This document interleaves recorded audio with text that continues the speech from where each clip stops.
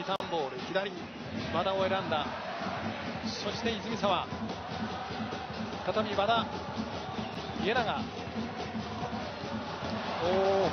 一気に泉沢、フィニッシュまでいった。ゴールか、ゴール、横谷。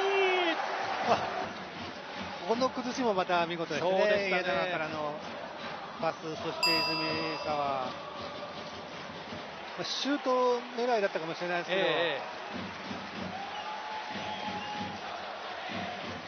そうですね、はい、シュート、キーパーが弾いたところに、そうですね、横谷が走り込んできてゲットですね。